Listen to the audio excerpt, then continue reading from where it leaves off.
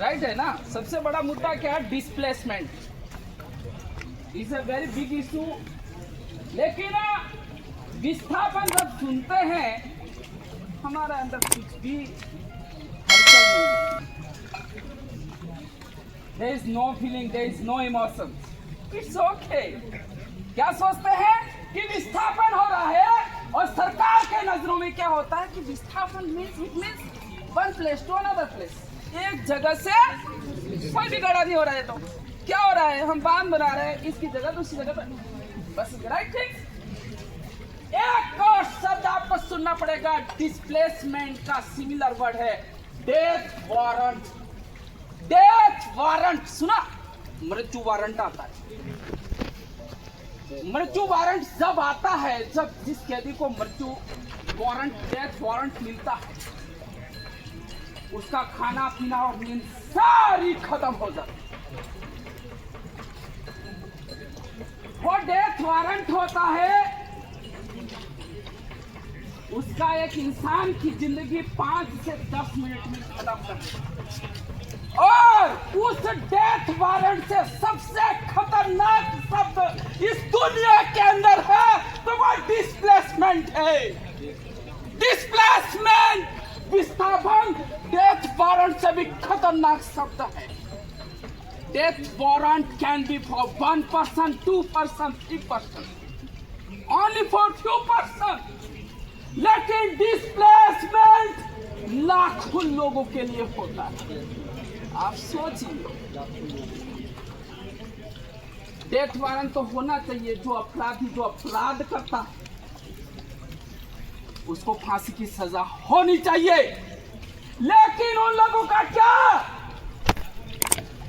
जो अपने घरों में रह रहे हैं, जो अपनी जमीन पर निवास कर रहे हैं, जो निर्दोष है, जिन्होंने कोई गुनाह नहीं किया, तुमने उनके लिए डेथ वारंट जारी कर दिया। डेथ वारंट है displacement. What is the displacement? Displacement is death warrant. और जब आदिवासी का विस्थापन होता है, वह रोज मरता है। किसी ने बलात्कार किया, किसी ने मर्डर किया, उसको अगर फांसी हुई, वो 10 मिनट के अंदर मर जाएगा। आज सोचिए, और एक व्यक्ति जिसको डिस्प्लेसमेंट, एक वो समुदाय जो डिस्प्लेसमेंट मिलता है, वो हर रोज मरता है, हर रोज मरता है। सिर्फ उसकी जिंदगी तक नहीं, कई पीढ़ियां हर रोज मरने के लिए मजबूर होती है। ऐसी सजा, आप सोचिए, इतनी बड़ी सजा दुनिया में कहीं सुनी हो तो बता दो। You tell me, such punishment in all over the world, America, whatever, in the Muslim countries, Arab countries, where were you? Please take the history. ऐसा इतना खतरनाक पनिशमेंट कोई किसी देश की सरकार ने दिया तो बता दो। दिया क्या? I can understand you all are educated. That's why you are sitting here. इतनी खतरनाक सजा, ये सजा देने वाला कौन है?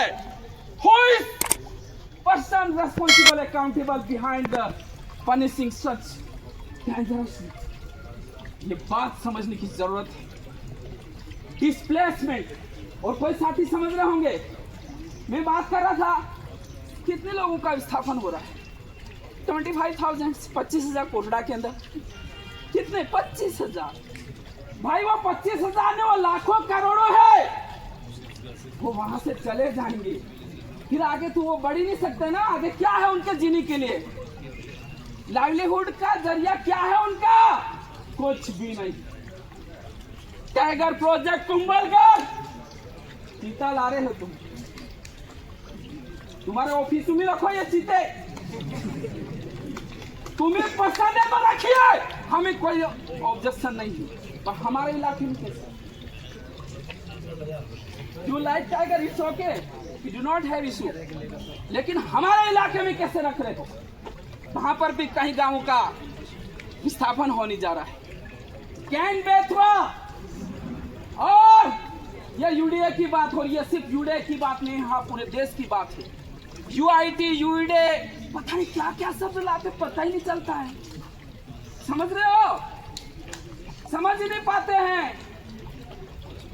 और ये जो शब्द लाते हैं वो सिर्फ आदिवासी को खत्म करने का बिल लाते हैं। आदिवासी को कैसे खत्म किया जाए? हमें बड़े बड़े तौर पर दिख रहा है कि अभी जो लाठी चल रही है, तलवार जो चल रही है, कैन बेतवा पे चल रही, सोशल मीडिया पे दिख रहा है। It's okay. दूसरा टाइगर प्रोजेक्ट कुंभलगढ़, तीसरा ये अपना कोठड़ा के अंदर दिख रहे ना। बाकी तो अपन को नजर नहीं आ रहा है, लेकिन मैं ये कह रहा हूं कि हर रोज हजारों की संख्या में आदिवासी डिस्प्लेसमेंट होने के लिए मजबूर है, विस्थापित होने के, हर रोज, every day, every single day.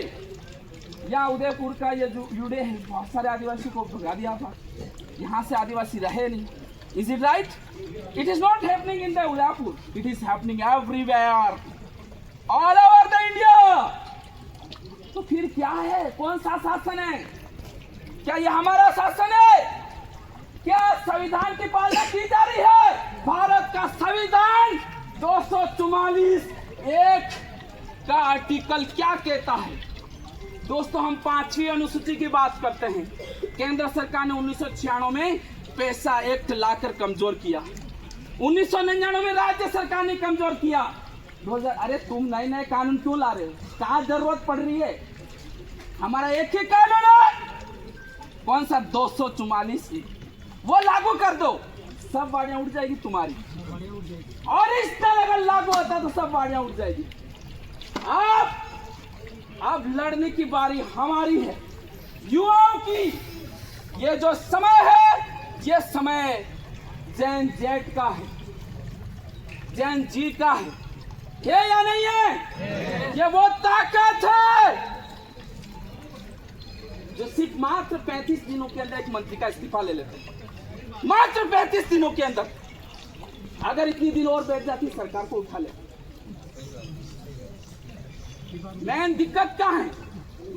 हम बटे हुए हैं, हम जिम्मेदारी नहीं ले रहे हैं। और सबसे बड़ी बात, जो युवा है, युवा वो जिम्मेदारी नहीं ले रहा है, अपनी जिम्मेदारी से हट रहा है।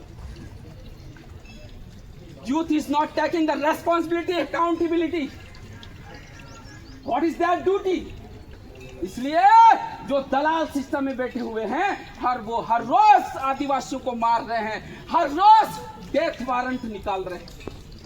मैं युवाओं से कहना चाहूंगा, problem is not very big, समस्या कोई बड़ी नहीं है। Just we have to take responsibility. हमें अपनी जिम्मेदारी लेनी होगी। एक समय था, हम कहते हैं हमारे पास संसाधन नहीं, we do not have resource, how can we fight such powerful government? Many times we say like this. बहुत सारे युवा क्या करते हैं, क्या बहाना बना, अरे यार हमारे पास तो संसाधन नहीं है, कैसे लड़ेंगे?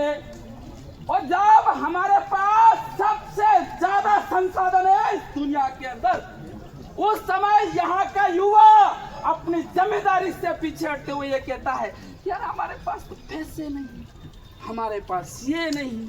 मैं एक बात बता देना चाहता हूँ, एक समय याद कीजिए जिस समय न तो व्हाट्सएप था, न सड़कें थी,